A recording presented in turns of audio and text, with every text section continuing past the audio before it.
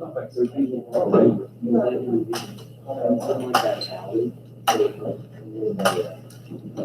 right, so yesterday we were talking about volume of the cylinder, pi r squared h. Any questions about that? So predict. What are we going to do next? Volume of a pyramid. Yeah. Volume of pyramids.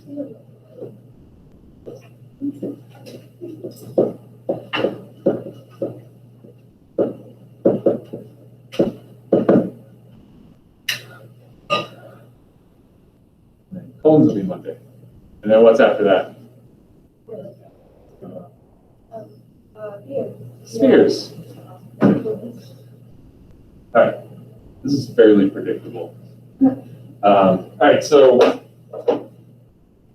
does anybody know the formula for volume of a cone? Or a pyramid, rather? It is. That's a prism. Base 5 lateral area.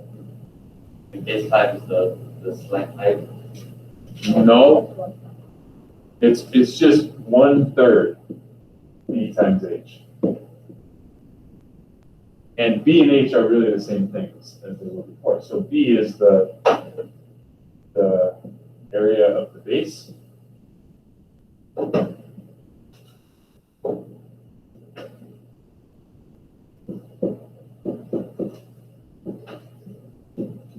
And H is the height of the pyramid. Nope, perpendicular height.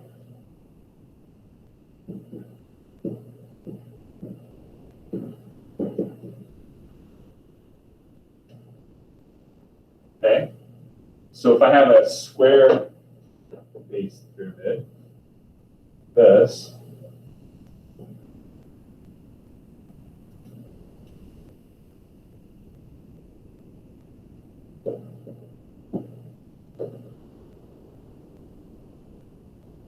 and suppose this was like 12 inches, 12 inches, and I know that the perpendicular height to the center of the pyramid is 14 inches.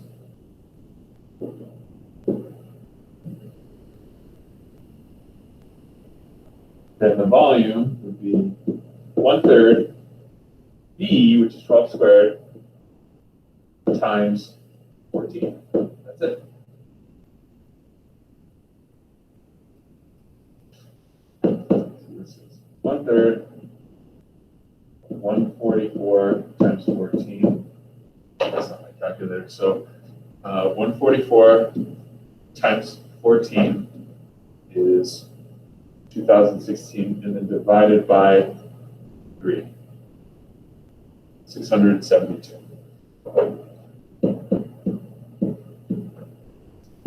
Inches cubed.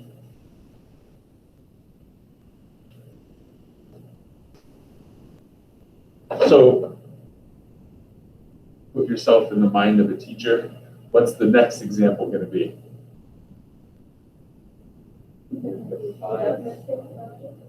What? Maybe they'll give you the volume and you're missing a side, or you're missing the height. That's one possible. Maybe a hexagonal pyramid. That was going to be my next example. But this next one is going to be, what if they don't give you the perpendicular height, but instead they give you the slant height, right? That makes sense, right? Because that's what we did with surface area problems. Although in surface area we wanted the slant height. So in surface area problems, instead of giving you the slant height, sometimes they would give you the perpendicular height, right? So it's the opposite here. So say we knew side lengths were like 6 feet.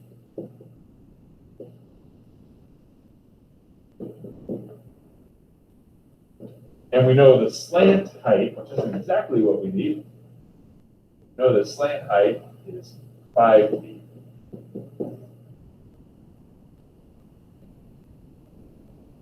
So what do we need to do?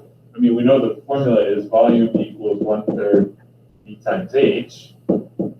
The B b part's easy. It's 6 squared. How do we get h?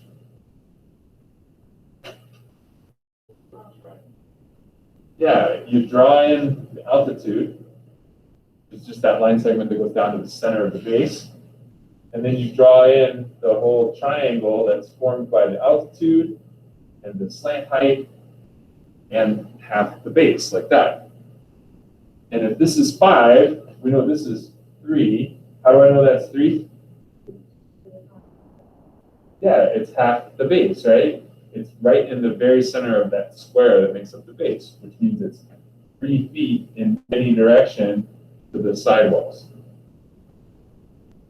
So what does this height have to be? 4. It's just 3, 4, 5, right? So this would be,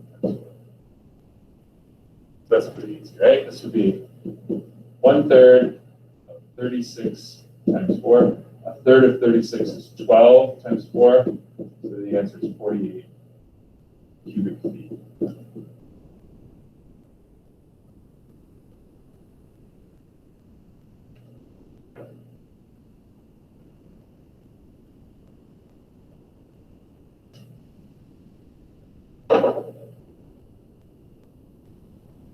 How did you get that for? Pythagorean theorem. Now I just remembered that 3, 4, 5 is a Pythagorean triple. But if I didn't remember that, or if this wasn't a Pythagorean triple, like say this side was 7 feet, then this would be 3.5. You'd have to do the Pythagorean theorem. So in this case, you'd say like 3 squared plus h squared equals 5 squared. And then 9 plus h squared equals 25. So h squared equals 16. H is 4. So sometimes you have whole numbers that work in the Pythagorean theorem, Pythagorean triples, and sometimes you don't. Like if this was 7 and this was 3.5, then this would be 3.5 and you'd get a weird decimal here or something. But that's okay. Okay? Any other questions on that? So yeah, the next example would be the hexagonal prism, or pyramid rather. So I have this hexagonal pyramid. This.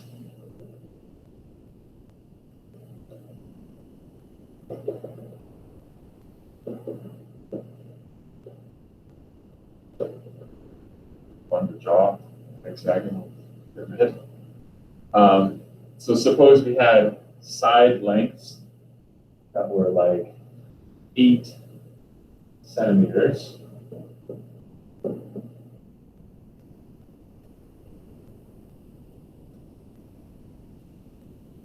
And let's say the perpendicular height of this thing was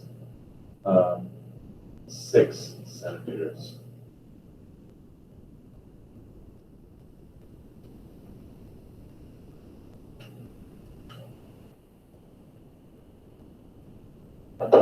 So we have to consider the base separately, right? Here's the base. It's just a regular hexagon.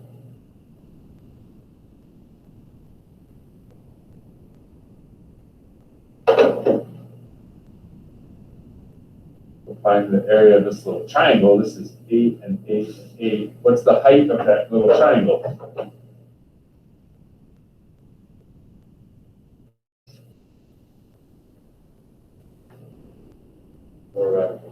Yeah, good. This should be like second nature. We've done this at least 30 times in class, right? This exact same process. This should be 4 radical 3. So the volume is 1/3 b times h. The b part is the area of the hexagon, which is 1/2 8 times 4 radical 3 times 6. That's the b part.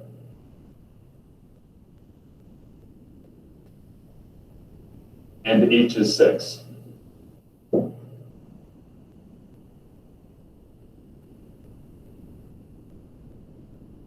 Everybody okay with all those numbers I put in there? Now to simplify this, like 3 times 2 is 6. That cancels with this 6.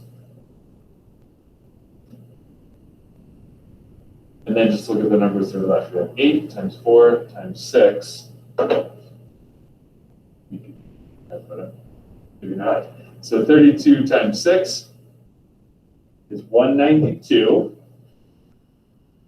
This is 192 radical 3. And that's the exact answer, unrounded, centimeters cubed.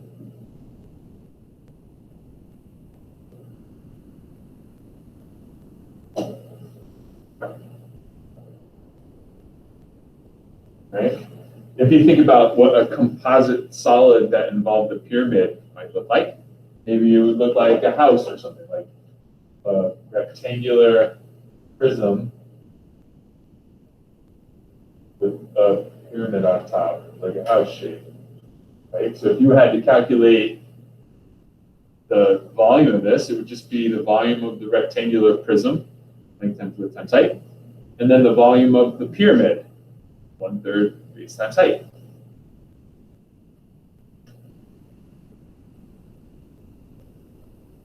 Okay. Any questions on this stuff? It's very repetitive. Like that's the impression I get. It's just like, yeah, we've done this before. And just go through all the different shapes and talk about them. And if you want to talk about them more, I will.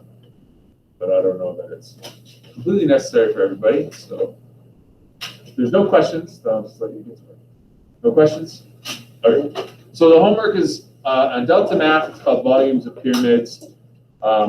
Make sure you take a note of all the assignments that are due Monday and include with those the test corrections on Monday's test if you haven't done those yet. Okay? That's it.